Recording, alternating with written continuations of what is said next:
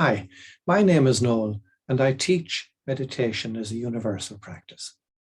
We've been exploring the benefits and fruits of meditation, and in this video and the next, we'll have a look at how different people have described the mantra through metaphor.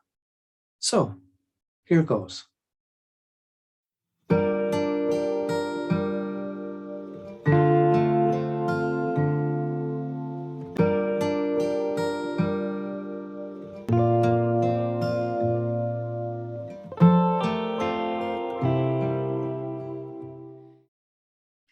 In meditation, we bring our attention to a single focus so that our mind is not wandering from thought to thought.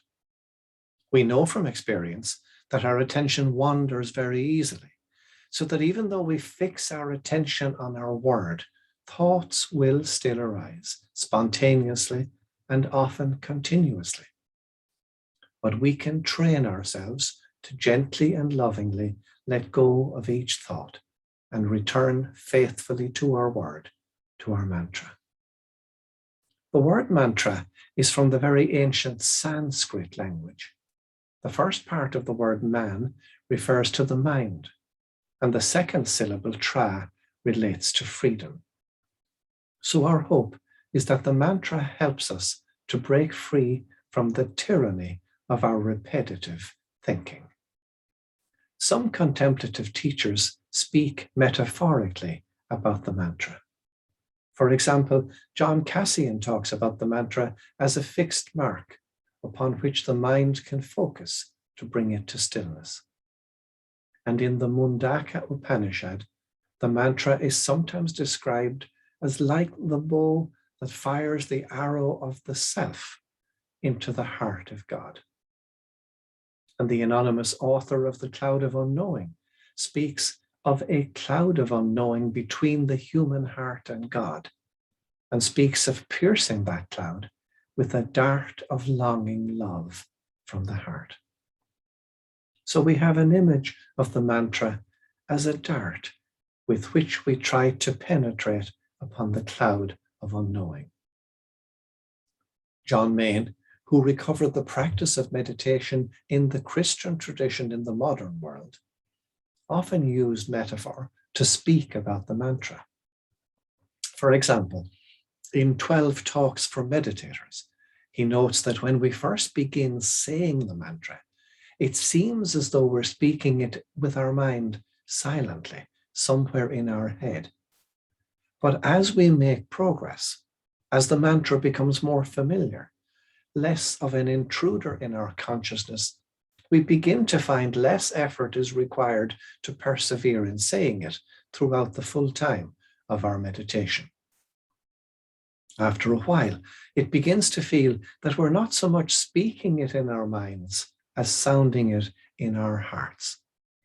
We find the mantra becoming rooted in our heart. He compares repeating the mantra to lightly pushing a pendulum that needs only a slight stimulus to set it swinging in a calm, steady rhythm. He also likens the mantra to a bell sounding in the valley below us as we make our way up along a path on the side of a mountain. The higher we rise, the fainter becomes the mantra sounding in the valley below us. And so we have to listen ever more attentively and faithfully. Elsewhere, John Main compares the mantra to a harmonic.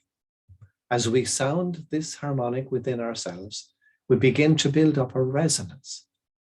That resonance then leads us forward to our own wholeness. We begin to experience the deep unity we all possess in our own being. In another setting, he describes the mantra as like a radar bleep that brings a plane into land through a thick fog. Even when you don't know where you're going, if you can stay tuned on that radar signal, you can be confident it will bring you into land. He also likens the power of the mantra to a magnet drawn over iron filings, in the sense that it brings all of our powers and faculties into line with each other, just as the magnet pulls the iron filings into harmony with the magnetic force fields.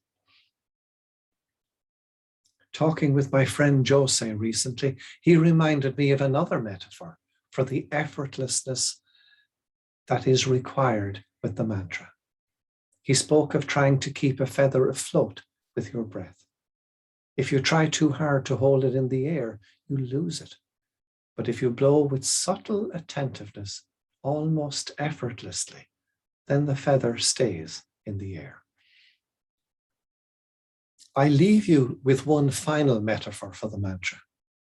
I sometimes tell children that learning to meditate is like learning to ride a scooter for the first time, because in each case we must learn the new skill by doing it. And in both, as we learn, we must endure falling off over and over again. But the only way to learn is to persevere, to get back up again and start again and again. It's the same in meditation. And I tell the children that repeating the mantra silently in their heads is like the repeated motion of one foot touching the ground and maintaining the movement of the scooter. Without that repeated motion, that whoosh, which soon becomes automatic, they will fall off or stop. Now, each of these metaphors is helpful in their own way, but we must remember that meditation is not what we think. Ultimately, meditation is about choosing to simply be still and silent in the presence of reality. Perhaps one of these metaphors will help you to gently, effortlessly, and lovingly repeat your mantra. And now, I invite you to sit in stillness and silence of meditation for the next 20 minutes, and to try to set aside that time each day for meditation.